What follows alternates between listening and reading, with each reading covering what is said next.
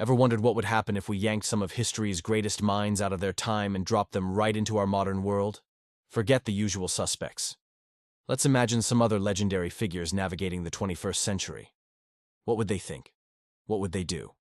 And most importantly, how would they change our world all over again? Let's start with a true visionary, Albert Einstein. Imagine him scrolling through TikTok. At first, he'd probably be baffled by cat videos and dance challenges. But give him an hour, and he'd be deep into physics talk, marveling at how quantum mechanics is explained in 60-second clips. He wouldn't just be a consumer, though. He'd probably launch his own channel, EM² and Me, where he'd use augmented reality to explain spacetime, black holes, and the theory of relativity to millions. Forget stuffy lectures.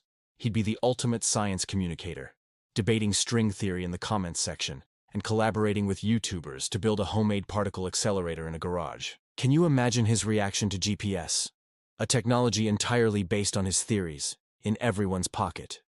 He'd be thrilled, but also probably a little horrified by how we mostly use it to find the nearest coffee shop. He'd push for grander applications, urging humanity to use our interconnected knowledge to solve climate change and explore the cosmos. He'd become a powerful voice, not just for science, but for peace and global cooperation, just as he was in his own time. His famous quote, "The important thing is not to stop questioning," would become the ultimate hashtag. Now, let's switch gears to the world of politics and justice. Picture Martin Luther King Jr. in today's social media landscape. He wouldn't just be leading marches, he'd be a master of digital activism. His speeches, delivered via live stream to a global audience, would be even more powerful. He would use platforms like X, formerly known as Twitter, not for angry rants, but for eloquent, powerful threads that cut through the noise and call for unity. He'd organize virtual town halls, connecting people from different backgrounds to foster dialogue and understanding. Dr. King would be deeply impressed by the progress made since the civil rights movement. But he would also be the first to point out the systemic inequalities that still exist. He'd challenge the echo chambers of social media, urging people to listen to opposing views and find common ground. He would see the global reach of movements like Black Lives Matter as a fulfillment of his dream, where injustice anywhere is a threat to justice everywhere. He would probably start a podcast, The Dream Today, interviewing activists, policymakers, and ordinary people, reminding us all that the moral arc of the universe is long, but it bends toward justice, and we all have a role to play in bending it. Let's head back to ancient Greece and pull Plato into the modern university system. He'd probably have a tough time at first. You mean you pay thousands of dollars to sit in a room and have someone read from a PowerPoint? He'd immediately start his own academy, but it wouldn't be in a grove of olive trees. It would be an open-source online platform, free for everyone. He'd believe knowledge shouldn't be locked behind a paywall. His courses would be based on the Socratic method, using interactive forums and live debates to challenge students' assumptions about everything from ethics to politics. He'd be fascinated by the concept of virtual reality, seeing it as a modern version of his allegory of the cave. He might even design VR experiences that force us to question the nature of our reality. Plato would become a leading critic of our information age, arguing that access to data isn't the same as wisdom. He'd write viral blog posts on the ideal form of a tweet and the republic of the internet, urging us to build a digital world that prioritizes truth and virtue over clicks and outrage. He would be a philosophical force, reminding us to think deeply in an age of shallow information. Now let's bring a revolutionary artist into the picture, Beethoven. Imagine Ludwig van Beethoven with modern technology. The hearing loss that plagued him would be a challenge, but not an insurmountable one. With advanced cochlear implants and bone conduction headphones, he could experience sound in a way he never dreamed of. But the real game-changer would be the digital audio workstation. No more scribbling with a quill by candlelight. Beethoven would have a supercomputer, a library of every sound imaginable, and the tools to compose symphonies of incredible complexity. He'd probably become an electronic music pioneer, blending orchestral grandeur with synth textures and earth-shaking bass. His Ninth Symphony would be reimagined as an immersive Dolby Atmos experience. He'd score blockbuster films, his music adding epic weight to sci-fi and fantasy worlds. But he wouldn't just stick to the mainstream. He'd be an experimental artist, pushing the boundaries of what music can be.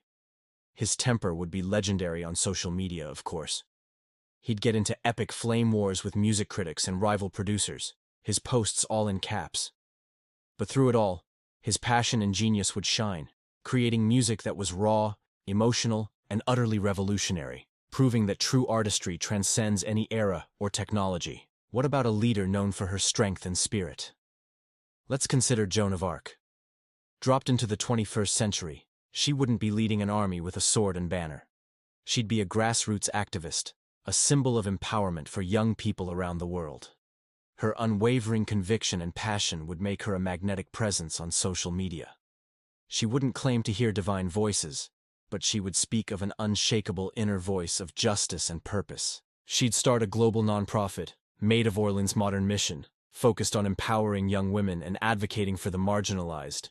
She'd be a fearless public speaker, taking on powerful corporations and corrupt politicians with the same courage she showed on the battlefields of France.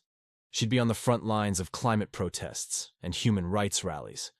Of course, she'd face immense criticism. Pundits would call her naive, fanatical, or dangerous, but her authenticity would inspire millions. She'd become a modern-day icon, a testament to the power of one individual's belief to spark a movement and change the world, proving that true leadership comes from conviction, not from a crown or a title. Finally, let's bring in a master of observation and deduction, Charles Darwin.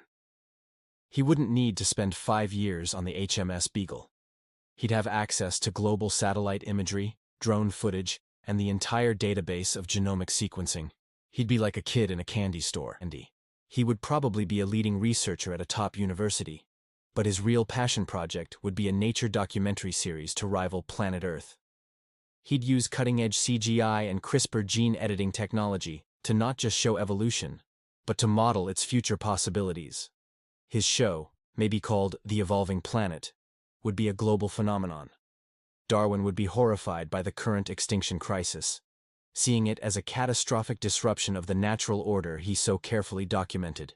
He would become one of the world's most powerful advocates for conservation, using his deep understanding of ecosystems to explain exactly what's at stake. He'd use his platform to show how interconnected all life is, from the smallest microbe to the largest whale, and how our actions are unraveling this beautiful, intricate web of life. He wouldn't be a doomsayer, though. His work would be filled with a profound sense of wonder, inspiring a new generation to protect the endless forms most beautiful on our planet. These are just a few ideas. History is filled with brilliant, disruptive, and inspiring figures. What they all have in common is a refusal to accept the world as it is. They were questioners, innovators, and rebels.